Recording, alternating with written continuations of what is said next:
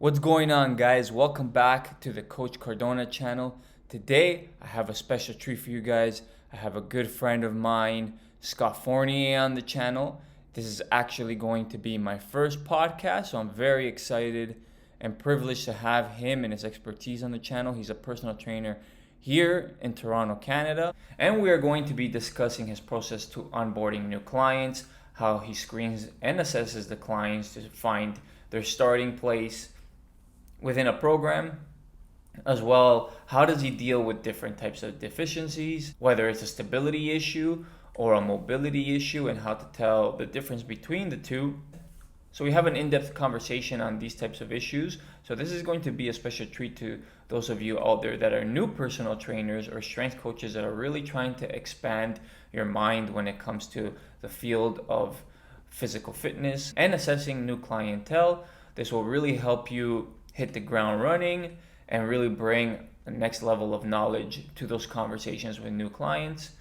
But before we get into it, if you're enjoying the content, like and subscribe, hit the bell notification. That way you're notified every time I post a new video. And without any further ado, let's get right into it. So welcome to episode 1 of the Coach Cardona Podcast. I'm happy to be here. Awesome, and I have the privilege to have my good buddy Scott Fournier. We've known each other for 6 years or so now. You know, we used to work in the commercial gym industry together.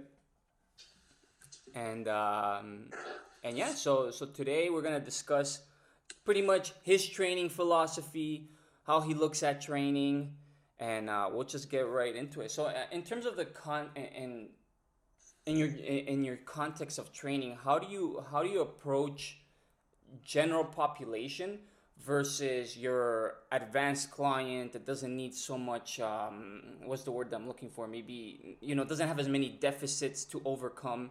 Like, how do you approach these two individuals differently when it comes to dealing with injuries, goals, nutrition, training frequency, and education? No, great big time question right there to kick it off with.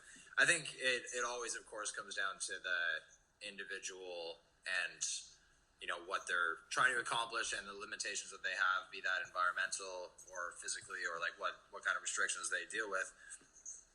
In terms of just general pop versus a more high-performing athlete, I think there are some key differences that you look at right away, and it's always just like, what is the quickest way to optimize what that client or individual is trying to get out of that training, right? And I think when it comes to general pop, so let's say people who are not being paid to play a sport, but people who may be a recreational athlete who are into fitness, but I mean their lifestyle is just that of a 9-to-5 kind of more typical worker.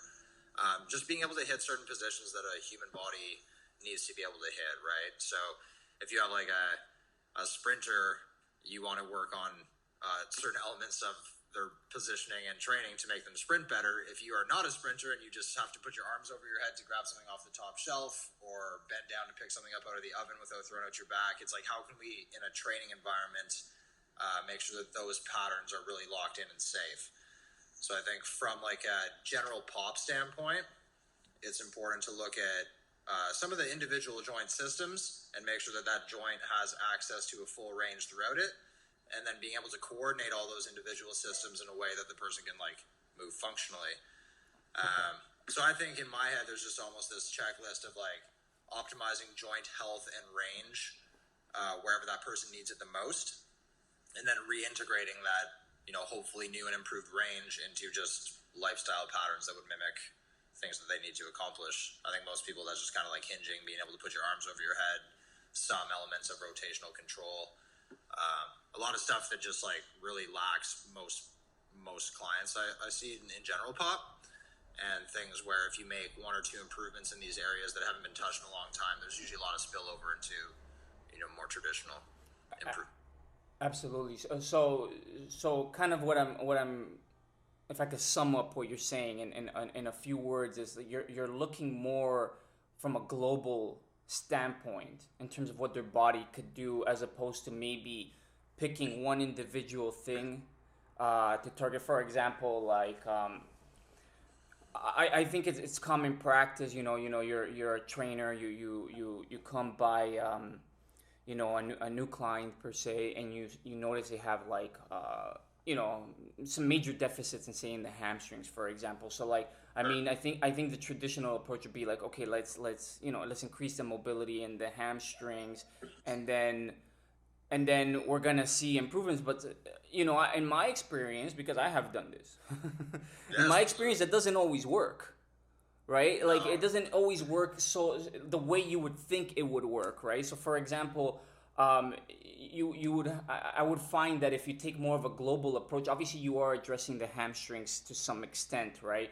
But I have noticed that if you take more of a global approach, where like, okay, we're gonna increase the ranges of motion and throughout the whole body, right? And implementing more of like a core approach, where we're targeting more the core as a whole and building more functional strength throughout the range of motion that they have, while slowly increasing the mobility, you usually get better results. That has been my experience. Obviously, everybody is different, and you do have to cater the program to the individual. Here, let's back up for a sec, Rody. Let's say, so initial question was like general pop versus athlete. I think, unless we're in like a very sports specific setting, most of our trainers and training clientele are going to fall into that general pop category, right? Yes. For the most part.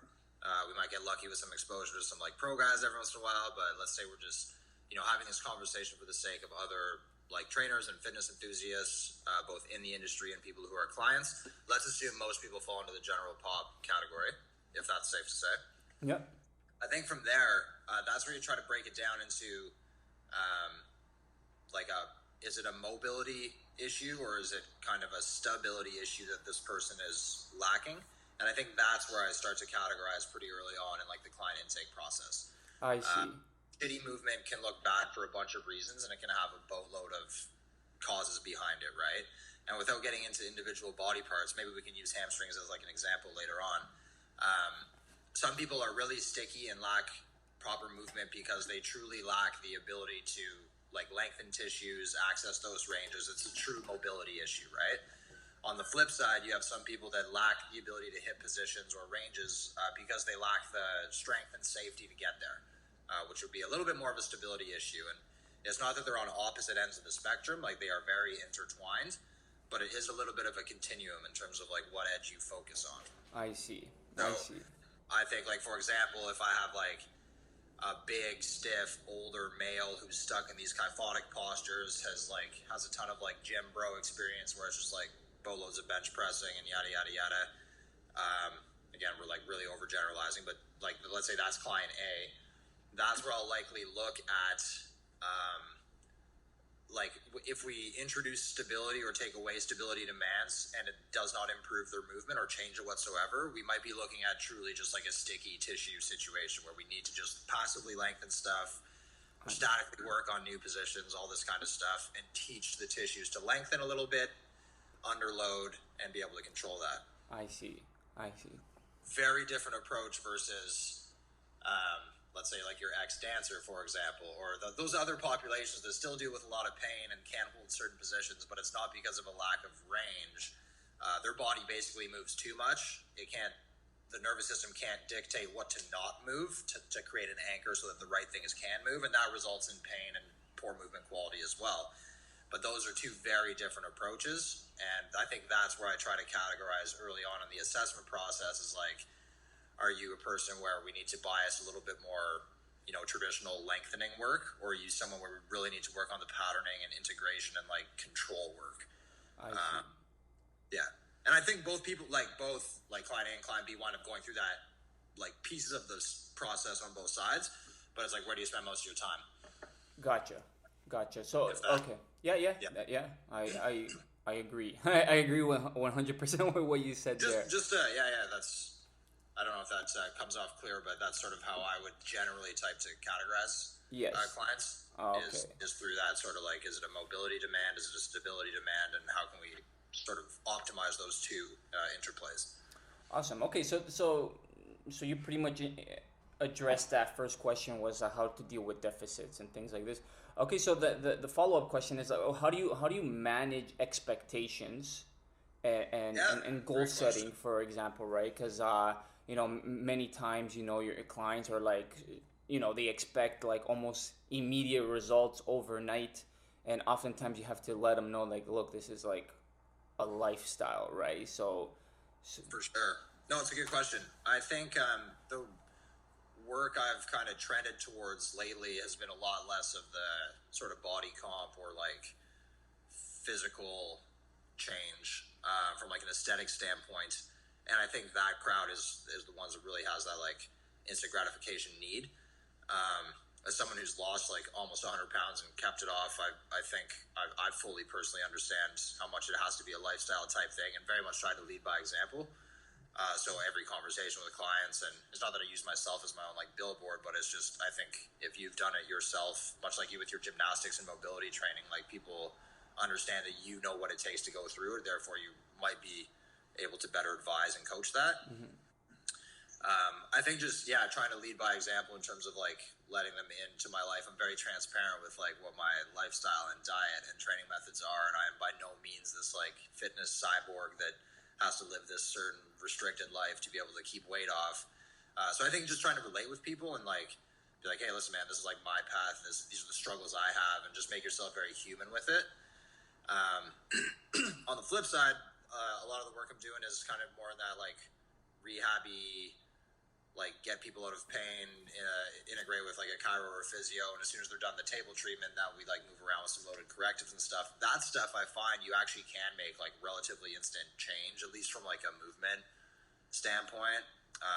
Like how many times can you take someone with like, not that it's all about FMS, but like let's say someone has like a really shitty ASLR score, like within 5 minutes you can improve that like often, right? So like little things like that I find when it comes to movement and people understanding like the proprioception of their bodies and feeling stuff, you actually can make like some pretty instant change, like definitely within the session. So I find that is almost like being able to let clients experience enough change in the moment that they're like, oh, there's some, like that's my instant gratification hit. I can see where this would really pay off long term. And then that way you can kind of support and build your language and programming around that. So, which is way harder to do with like weight loss specifically, because you can't, like in a sustainable way, you can't make someone drop like 10 pounds in the moment. And feel that and then be like, cool, right? But I find with movement, you can do that a little bit more. And I'm sure you've experienced a little bit of that as well. Yes, I agree. Right. Maybe that's why I focus on that, because I feel it's easier to like pass that message along. Absolutely. Yeah, I agree 110%. I honestly do not try to gravitate like the behavior change and bringing people along that service. Like I guess I do an element of it, but I try not to make that my bread and butter of the Scott service. Much more just about the kind of movement and creating like an optimal environment in someone's body, so that they then want to go out and live the best life they can, and they're more motivated to eat well because they're not in pain and feeling shitty. And then I just try to outsource any of the like actual nutritional stuff because I stay in my lane. Gotcha. So yeah, I mean that's pretty straightforward. So I guess some of it's lead by example, some of it's like literally don't take on the things that I don't feel I can be successful with, and they're not overly interesting to me, and really try to like serve the population that I'm trying to serve the best I can. And if they need something adjacent to that, outsource right off the bat, and then continue to work with them in whatever capacity I can work with them. Gotcha. For anybody that doesn't know what an ASLR is, so an ASLR is an active straight leg raise. It's it's a way to test your active flexibility in the posterior chain, essentially, right? Mainly it targets the hamstrings, glutes. So if we use that, Rody, actually, so the drill would set up, you're just like laying on your back, and let's say your palms are up to the ceiling, and you're just laying there, and toes are pulled back towards your shins, and you take one leg and you lift it up as straight as you can, and then however high that goes, it shows like your active hamstring mobility, whatever. That's a great example of like, does mobility or stability really impact this person's movement quality, right? Yes, So absolutely. Like a great drill with that one is like, have someone go through just an unloaded typical ASLRs if you were like testing it from the FMS, and then put like a weight in one hand or give them some sort of asymmetrical load, or have them put an arm up and you try to move their arm and tell them not to let you move them, and then go through the exact same drill. So now you've added some like reflexive stability to the situation. They are bracing because they have to not move. If that increases the score or makes them lift their leg up higher, and like in the moment, like it's like, do it without anything, I'm going to give you this 20-pound weight, hold it, do it again. And then it goes up higher. You're like, okay, shit, I didn't do any stretching. There was no passive like lengthening to this hamstring. I put a little bit of loading on the body. That means it had to organize in a slightly different way, and they got more range out of it. Okay, stability is going to take up a huge portion of my like training with this person.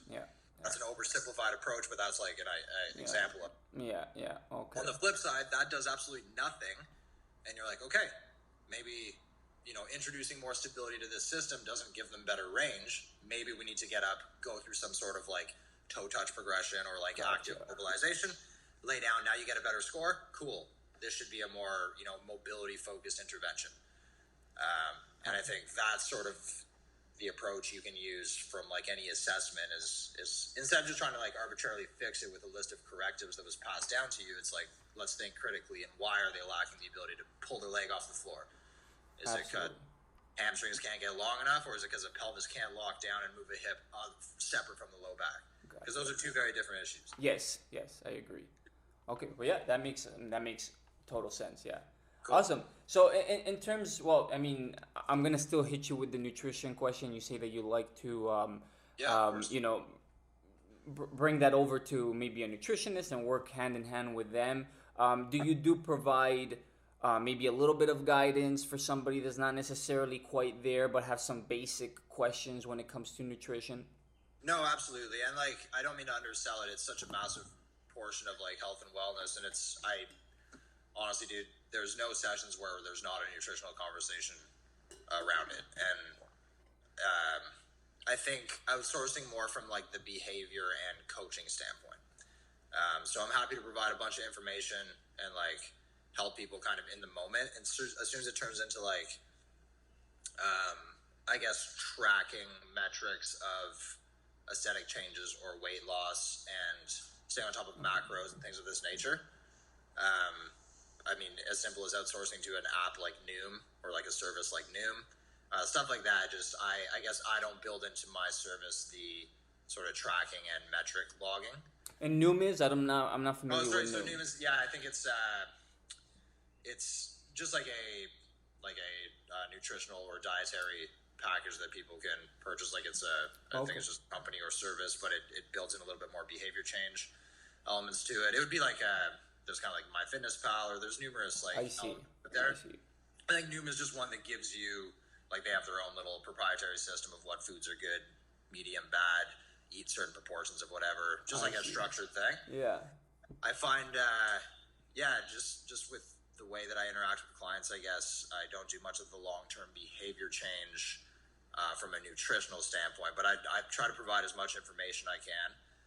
Definitely there to answer all questions. I just think that makes up a very small percentage of my like long-term follow-up with clients. I do find if you free up the body or optimize movement and energy and recovery in a very sustainable way, the food sort of follows suit. Like I think instead of trying to eat really good first and then motivate you to then get in the gym and move around well or whatever, I find a lot of people respond better to kind of feeling really like optimized in their body, and then that kicks off this cascade of like, well, now I actually want to eat a little bit better, or yada yada yada, because it now fuels my good feeling in my body, and then it's like this slightly more sustainable. Because then when you fall off on the like you have a chip on the weekend or whatever happens, your goals aren't strictly tied to aesthetics, and then it's not like you fell off the wagon. You're like still doing all the performance stuff. So yeah, I think which is funny. Like I've lost so much friggin' weight myself, and I make that like no part of my actual service. I guess it's just something that I find humans are tough to coach when it comes to the behavior of like that kind of stuff. I agree. I can't live with you 24/7. I guess I've gravitated a bit more to my strengths in terms of like the movements and like lifestyle coaching as opposed to just the nutritional stuff.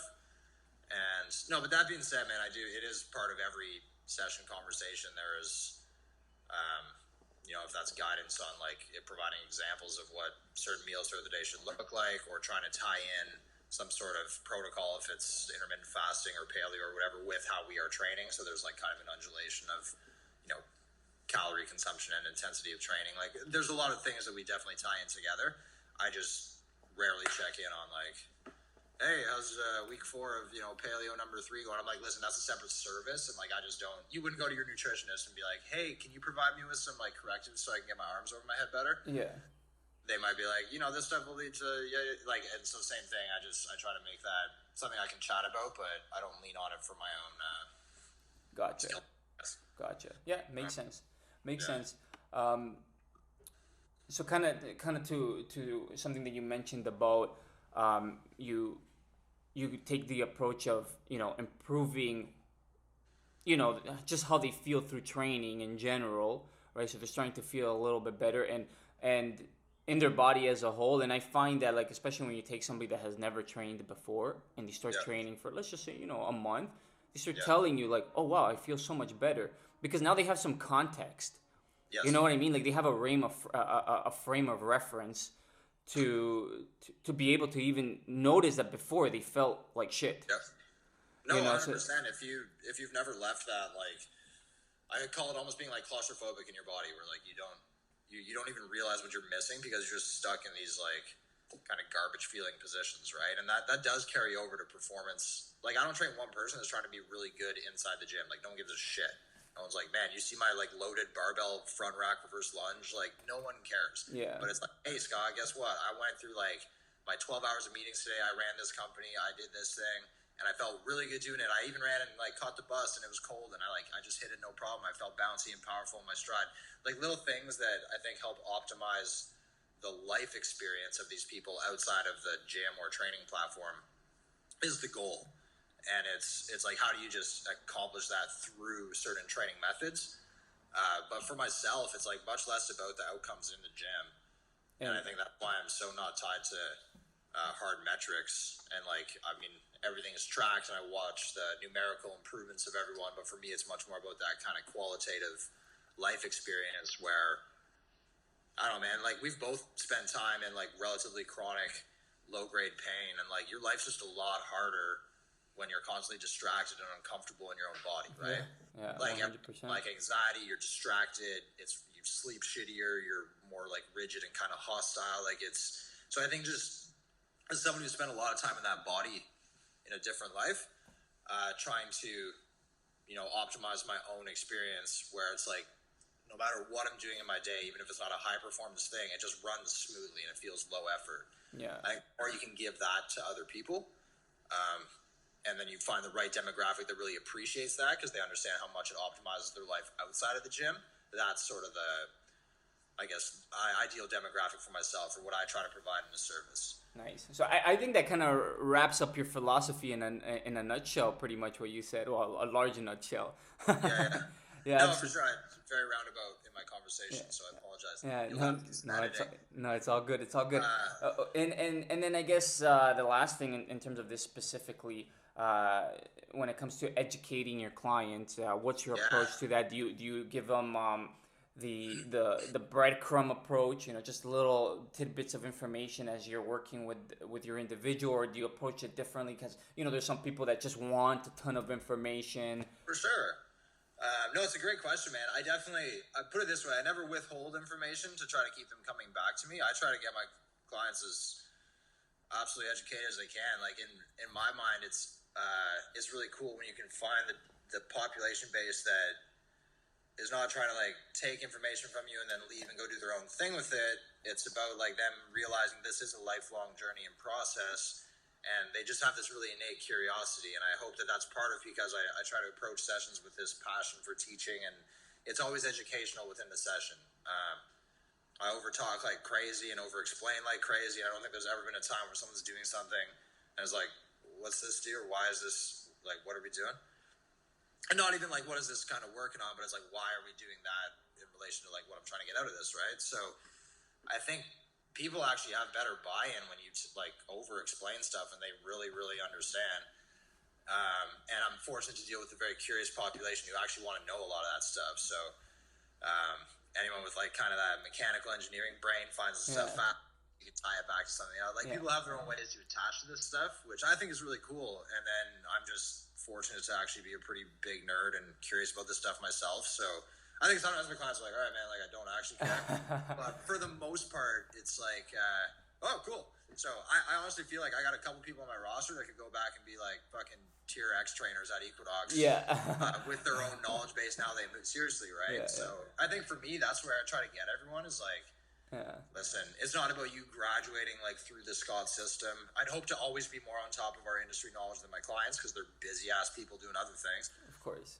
So yeah, I try to share as much as I can and like explain it. But I guess the biggest challenge for me over the past maybe 2 years is making that information relevant to them in a way that they care. I think when I started, it was how can I say how much that I know right now and realize there's like no value to that to your client. Right? Exactly. Like no value.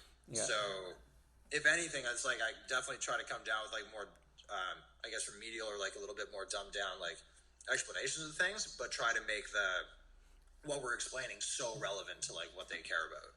Yeah, and I think that also there's an aspect of being able to read the individual as well. Yes. Right?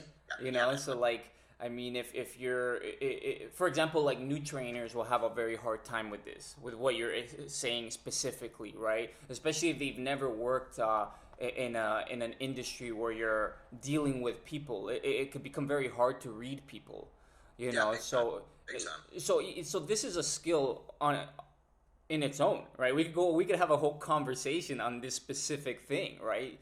It is. The smartest trainers or movement people or nutritionists on the planet, if you're just, trying to regurgitate everything in your brain at a client that just kind of wants to improve what they came to see you for, and they're like, I'm good, man. Like that's also not a good experience for them, no matter how knowledgeable you are. Yeah, right? Of course. And so reading the room is humongous, and like trust me, man, there's definitely clients I have where like the conversations don't go past like what was Netflix saying this weekend because they're like, I don't give a shit. Like I need this to stop hurting. You do your thing, I'll play along. That's like a pretty small percentage, but there's definitely people like that, and then that's where I'm like, you don't need to know. Like think about it, right? When I go get my tires changed, I'm not like, all right, walk me through it. Like, I don't give a shit, right? And so same thing, like we're a service, we provide an outcome, and I think it's a shout out to us as trainers when you do have clients that are interested or more curious, or that when you give big long explanations about stuff, they don't just glaze over, because it means you've like engaged them in the process and they think it's cool. Let's move away from the speaking about clients and training people, and let's talk about more like your individual training. What do you think of like movement training versus traditional strength training? What are the pros and cons to each, and how do you approach that to your own training? No, for sure, man. Another great question. I think this is where you have to be a bit careful. Like people love just dividing like functional movement or like traditional strength training, and then like really coming after either one of those camps or whatever. Like your body doesn't give a shit what you're calling it or it's just like what stresses are you putting through it, what kind of loads and recovery are you giving it, and what are your overall parameters of training. I came from a much more traditional like strength training background. Used to play football at a relatively high level. That's why I was a lot bigger. And that's basically just like a combo of lifting like a power lifter, where there's so much emphasis on like bench, squat, deadlift, and then also more transferable sport specific stuff. So, but all based on just like strength essentially. That just wasn't a great fit for my own body at the time. I was also like so much heavier, so there was a lot more just compression and inflammation, all these like, it was a shitty environment to be an athlete in. But that was how, probably the first 6 or 8 years of my exposure to training was just like your very traditional barbell strength work. So fully understand and appreciate the value of that. On the flip side, I guess the more like movement stuff I've been focusing on is just about respecting like the anatomy of the body and just looking at how things actually connect. I know we're both very interested in like to learn about just the kind of sling network that our bodies are set up by, and this whole mobility to stability approach. And I think any just like functional training is something that increases the output of what that client's trying to get. So like there's nothing saying a barbell bench press is not functional training. Yeah. I had to get away from that stuff because of specific injuries. I ended up having like 3 different tendon repair surgeries. Things started really falling apart. That just forced like a new approach to training for me. And I think with the loss of weight in my own body, I got a lot weaker. So I wasn't overly motivated to like hop under a barbell and push literally half the weight that I used to. But now I could move way better and hips were way more mobile and I was out of pain. And so I was better at other things. And so that kind of motivated me to chase the movement stuff, was just that it was new and it felt like I was making progress in an avenue that I hadn't explored before. That's just kind of the general, like came from very traditional stuff, then spent a long time exploring. Like I probably didn't touch a barbell for a couple of years. Gotcha. Just to like fully go on the other end of the spectrum. Yeah. And now it's really circled back to the middle where like, I mean, it's difficult now given the lack of like facilities and everything that we're going through, but let's say under like normal circumstances, there would probably be like 2 days a week in my schedule that were a lot more just traditional, like bilateral barbell loaded movements, just to maintain like a bit of a strength base. And even I think just mentally, I got away from it for so long. It is nice to just be like, shit, I'm just going to grit, bear, and try to pick this thing up. Like, that's cool. The vast majority of my training is, I guess, more movement based, just meaning there's a lot of planes of motion going on all the time. I like a lot of kettlebell stuff just because it brings me back to that athletic feel where now it's about like weight shifting and manipulating a weight instead of yourself and like pushing really hard. Don't really like that kind of effort anymore. I just did it for a long ass time. I guess I just gravitate to things that are more difficult through complexity as opposed to intensity. And maybe that's just me being soft under the barbell. I think part of it is just like I need that mental stimulation of like trying to put together a bit of choreography. Yeah. I mean, traditional stuff, like I definitely do a lot of just like whole body movements. Most things are unilateral and rotational to some degree. So things that just try to, follow like a sensible gait pattern or rotational throwing type stuff, things that just mimic that. The past year's been really cool for kind of building out my own little library of things where there's just been a lot of extra time to like play on the floor by myself with a kettlebell last year, right? So Nice. kind of coming up with these little like packages, or let's say you take like 4 or 5 different correctives or loaded like lower grade intensity movements that sort of build on each other, and then putting that into a package where it's like, as long as there's no acute issues with this person, I feel comfortable handing off these like 4 or 5 things that will generally improve this one aspect of movement in this person's life. So yeah, putting stuff together like that. Definitely do a lot of like loaded eccentric training, much like some of your ex-gymnast stuff. Spend a lot of time trying to lengthen a certain tissue and then, have it control that length isometrically under a little bit of load with breath work and stuff like that. Don't do a ton of like explosive tempo stuff just because I haven't been like a performing athlete in a while, but I think I'm craving a little bit of that. So definitely want to get back to some more of the like tempo type stuff. But yeah, right now I'd say everything that makes me feel like smooth and strong is kind of my goal. And so I really gravitate to that sort of rotational unilateral type training where there's always something ground based. And then a small percentage would be just like your traditional kind of bilateral barbell stuff. Awesome. And I guess I do try to I guess I'm pretty biased on that method with my clients. Like I'd say everyone kind of falls into, like, obviously respect what their bodies look like or what they need, but I don't have anybody who's like strictly doing like a old school kind of 5x5 barbell like strength method, just like I don't have anyone doing strictly like a body weight multi-directional like flowy thing. There's elements of both and everything that lives in the middle, and I think I just taper the percentages to whatever that person both needs and wants. Gotcha. Awesome. So yeah. Well, I guess I had some Cut me off bullets, right? But no, but I mean, you pretty much hit it right on the head. Pretty much, you covered everything that I was gonna say to you, and that's very interesting. I mean, in terms of my approach when it comes to training, I have completely backed off in terms like I'm not doing any hand balancing at all anymore. Right. Right. No, but that's right. So like, I mean, in the last year, ever since the world became what it has, I've completely backed off hand balance. I met you were on your hands. You used to live upside down. Yeah, exactly. So I completely backed off of that stuff. my training is more basic. It's Yeah. literally I brought it back down to just like bread and butter stuff. You know what I mean? Except for upper body, really, I suppose. But I mean, upper body is it's all just body weight stuff. Trying to do certain exercises with a very high level of intensity, and for example, like I'm doing these I guess handstand push-ups but on the rings with my feet up on my bench, so Yeah, my I think I've head seen will. that on a story Yeah, last week. That's intense. yeah. So I'm like doing these types of exercises, and then I gauge the load by putting, as I'm going down, I'm putting more weight into my hands, and as I'm pushing back up the concentric portion, I'm putting Yeah, more weight into my you can heels offload it a to bit. offload it. Exactly, right. So I've been working on this type of stuff for upper body, lower body as well. I've been doing, just some squats, some deadlifts, but really focusing on controlling the eccentric motion as finally, like, so like, you'll notice many times when people are squatting, I notice this all the time, when people are squatting, they're squatting, they're squatting, then when they start getting to their mechanical disadvantage, the sticking point, the hardest part at the bottom, they right? Yeah, They yeah, accelerate, totally, right?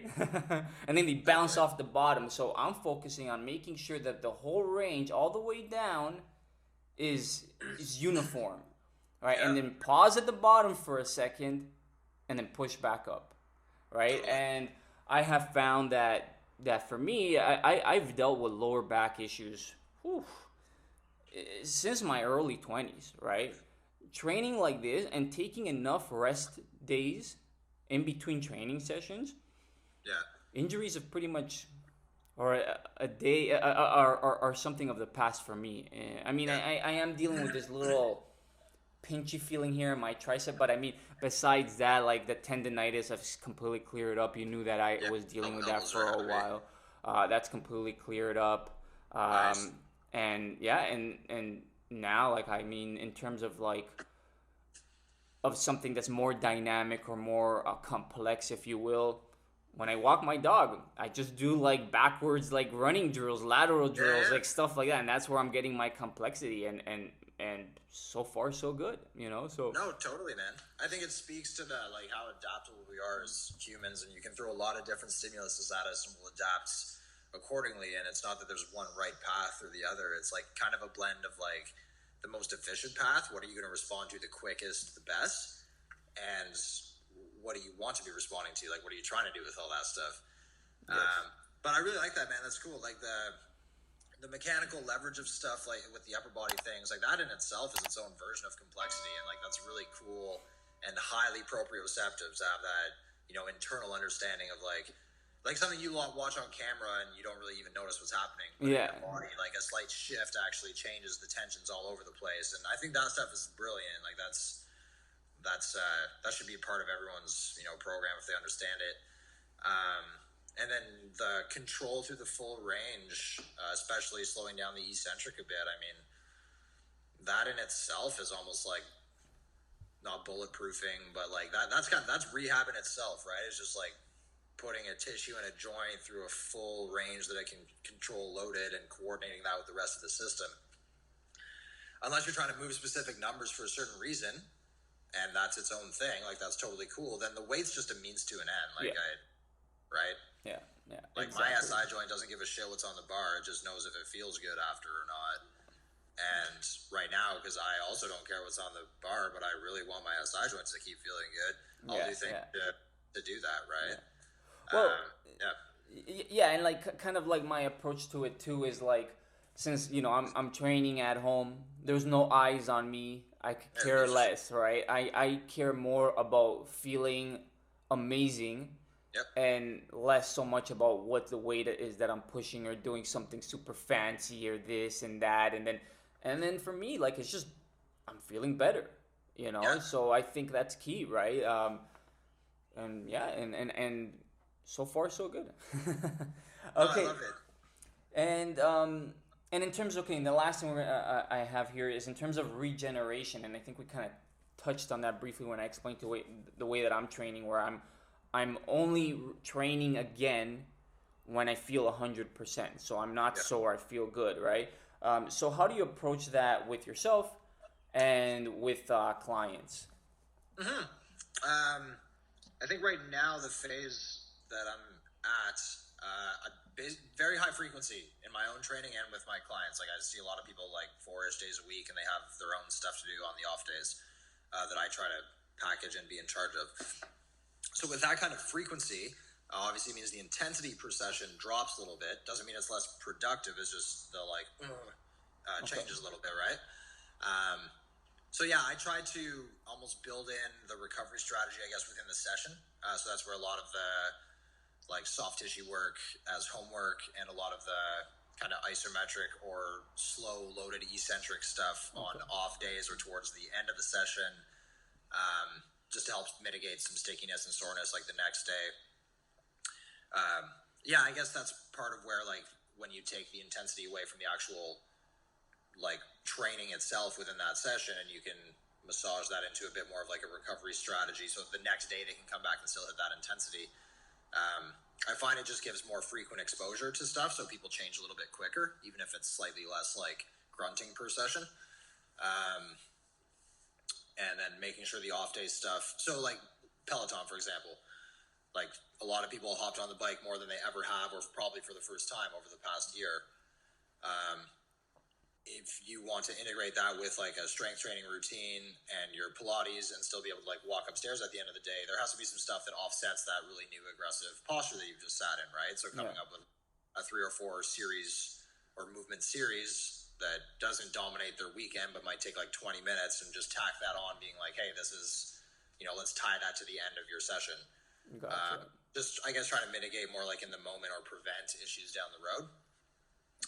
For the few people that I see like less frequently, that does take a different approach to programming and recovery strategies. But I think like my favorite thing is when they go through an RMT session, or like they'll get some sort of like clinical treatment, and the comment is usually like, man, everything's moving and sliding pretty good, and like tissues are resilient and bouncy, and nothing's overly like sticky or stuff of that nature. It just shows that there's like some proper movement going on in the sessions. And I think that in itself, much like taking your squat through a full range of motion under control, that is the rehab itself, right? Is like keep things hydrated, keep things supple, keep things sliding like they should, keep the things that should be anchors and not really moving, keep them anchors and stable, keep the things that should be moving and providing a lot of motion, keep those super limber.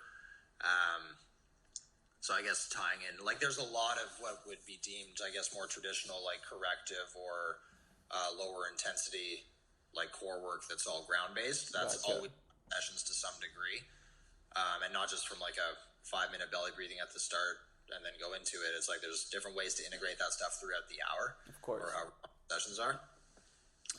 So yeah, I guess just trying to stay on top of that. I think one cool way to look at it, like if you have like a tri-set or a quad set, for example, instead of like supersetting and then like supersetting, like let's make one of those 3 things more like recovery in nature, right? Yeah. Whatever that looks like. Yeah. And if that's like a breathing practice, or if that's some lighter banded like corrective work to then supplement A1 again, like whatever it is, I find implementing that within the session can really help, especially with that higher frequency, because now daily these guys are getting exposure to some strength work, some mobility, stability work, some like soft tissue work, and then you follow that up with the right nutritional protocols, and then people sleep a little bit, and then people move outside of the gym a little bit, and that's sort of the whole like package.